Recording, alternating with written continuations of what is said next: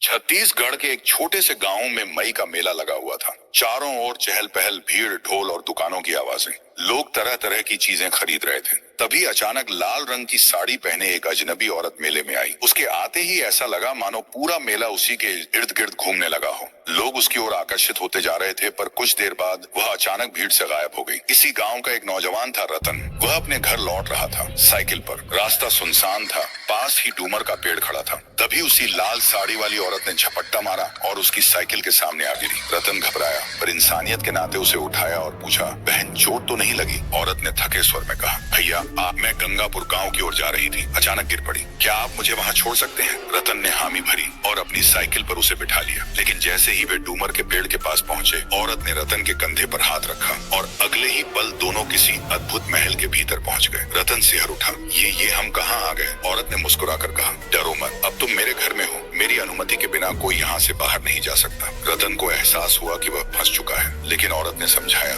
मैं परे दिन कोई भूतनी हूँ, पर तुमसे कोई नुकसान नहीं करूंगी। बस मेरे छोटे छोटे बच्चों की देखभाल करनी होगी। मजबूरी में रतन मान गया। दिन बीतते गए, वह रोज बच्चों का ख्याल रखता, उन्हें खिलाता पिलाता। बदले में परे दिन उसे भरपेट खाना देती, कभी कभी रोटी पिठा, कभी स्वादिष्ट व्यंजन। रतन को किसी कठिन काम की जरूरत नहीं पड़ती थी, हल करनी होती। समय बीतता गया, लेकिन धीरे धीरे रतन को अपने घर और अपनी पत्नी सविता की याद सताने लगी। आखिरकार उसने परितिन से विनती की, बहन मुझे घर जाना है, मेरी पत्नी मुझे ढूंढ रही होगी। परितिन ने कुछ सोचकर कहा, ठीक है, मैं तुझे छोड़ दूंगी, लेकिन इस जगह के बारे में किसी को कुछ मत बताना। और ये 2 झोले ले जा, इसमें कुछ सामान है। क्षण भर में दोनों फिर उसी डूमर पेड़ के पास प्रकट हुए। दिन का उजाला था। रतन साइकिल पर झोले लाद कर अपने गाँव लौटा। गाँव पहुँचते ही सविता दौड़ पड़ी, रोते हुए बोली, तुम कहाँ चले गए थे? मैं तुम्हें हर जगह ढूंढ रही थी। रतन ने पूरा किस्सा सुनाया और झोले खोले। एक झोले में निकला रोटी पिठा, खजानी जैसे व्यंजन। दूसरे झोले में सोना चांदी और रुपयों का ढेर। दोनों दंग रह गए। सविता ने मन ही मन उस रहस्यमयी औरत का आभार जताया, लेकिन यहीं से रतन के मन में लालच घर करने लगा। वह सोचने लगा,